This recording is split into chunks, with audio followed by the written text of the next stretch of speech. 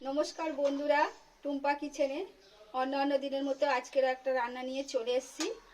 এখানে কিছু পরিমাণে ঢেঁড়স ছোট ছোট করে কেটে নিয়েছি, ধুয়ে একটা গোটা পেঁয়াজ নিয়েছি, একটা গোটা টমেটো, কিছুটা আদা গ্রেট করে নিয়েছি, কিছুটা রসুন আছে।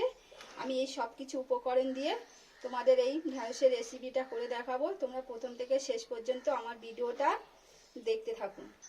আমি কড়াটা বসিয়ে দিয়েছি, কড়াটা গরম হয়ে গেছে।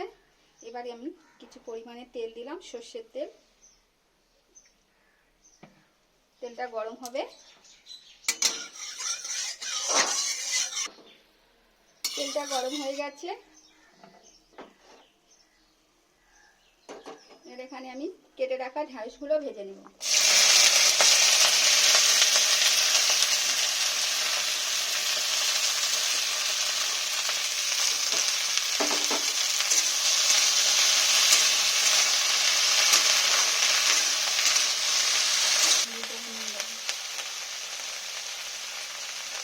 হাফ চামচের মতো নুন দিলাম, অল্পটা হলুদ দিলাম।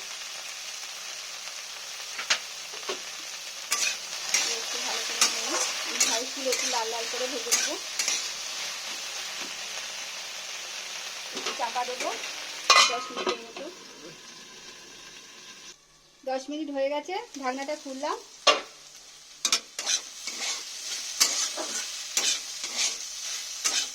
দেখুন ঢেঁড়সগুলো আমার পুরো লাল লাল করে ভাজা হয়ে গেছে। এবার আমি এখানে একটা মিক্সির জার দিলাম, মিক্সির জারের মধ্যে ঢেঁড়সগুলোকে আমি তুলে নেব। কড়াটা পরিষ্কার করে নেব।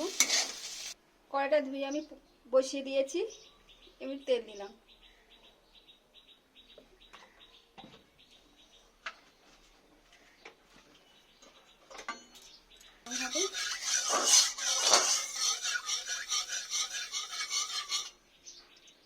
তেলটা গরম হয়ে গেছে, আমি এখানে 4-5টা মতো লঙ্কা দিলাম, শুকনো লঙ্কা। একটু ভেজে নেব। আমি 4-5টা লঙ্কা দিয়েছিলাম, আমি 2টো লঙ্কা ভেজে তুলে নিলাম, পরে লাগবে আমার। কিছু কালো জিরে দিলাম,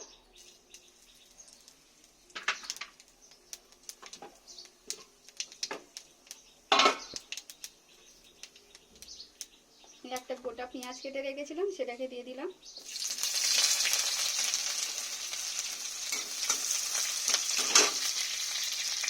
রসুন কুচে রেখেছিলাম কিছু পরিমাণে, সেটাকেও দিয়ে দিলাম।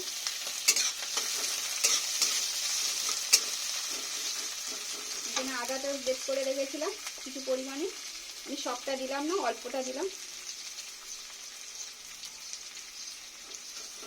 দিয়ে আমি ওদের একটু একখানি ভালো করে ভেজে নেব।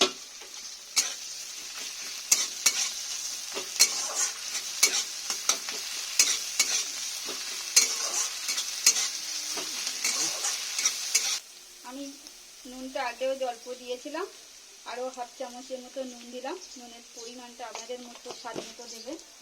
হলুদও দিয়েছিলাম, আর একটু পরিমাণে হলুদ দিলাম। এখানে কিছু পরিমাণে 1 চামচের মতো গুঁড়ো লঙ্কা রেখেছিলাম, সেটাকেও দিয়ে দিলাম। দিয়ে আমি ভালো করে একটু নেড়ে দেবো।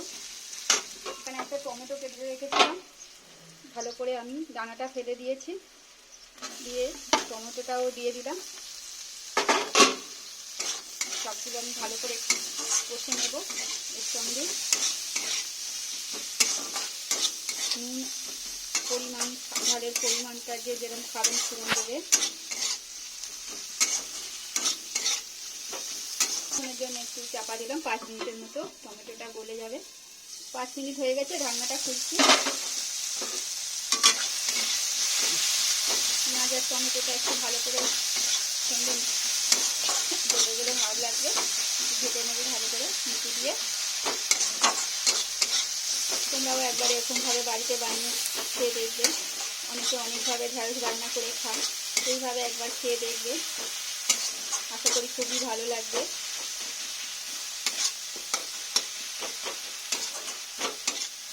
মশলাটা গলে গেছে, এবার মশলাটা আমার ভালো করে ভাজা হয়ে গেছে। এখানে সে ঢেঁড়সটা আমি ভেজে মিক্সিতে পেস্ট করে নিয়েছিলাম, দেখুন কিভাবে পেস্ট করেছি আমি মিক্সিতে। এইভাবে পেস্ট করে নিয়েছি। এটাকে আমি দিয়ে দেবো এই মশলার মধ্যে।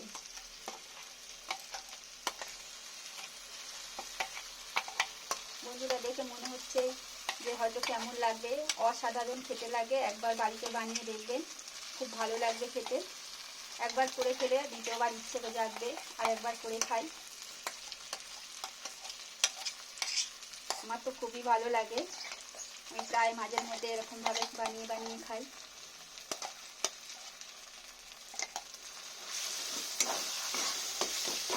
ভালো করে কষে নেব।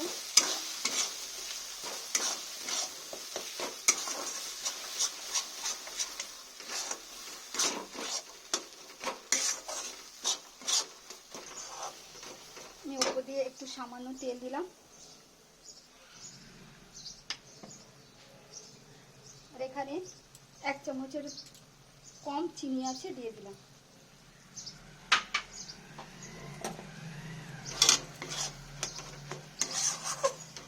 চিনিটা দিলে একটু মিষ্টি মিষ্টি লাগবে, খেতে ভালো লাগবে। ভালো করে এবার আমি এইভাবে নেড়ে নেড়ে একটুখানি শুকনো মতো করে নেব।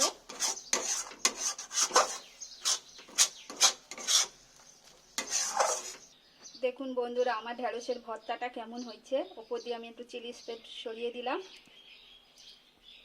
আর একটু সামান্য আমি সর্ষের তেল দিলাম। একটু ভর্তাতে কাঁচা সর্ষের তেল দিলে দেখতে ভালো লাগে, খেতেও ভালো লাগে। তোমরাও একবার এরকমভাবে বাড়িতে বানিয়ে দেখবেন। আর যদি আমাকে ভালো লাগে তাহলে ইউটিউবে একটা সাবস্ক্রাইব ও লাইক কমেন্ট করবেন। আর যারা ফেসবুকে দেখছেন, আমার চ্যানেলটা ফলো করার অনুরোধ রইল। আবারও নতুন রেসিপির সাথে দেখা হচ্ছে। ততক্ষণ টাটা, বাই বাই, সুস্থ থাকবেন, ভালো থাকবেন।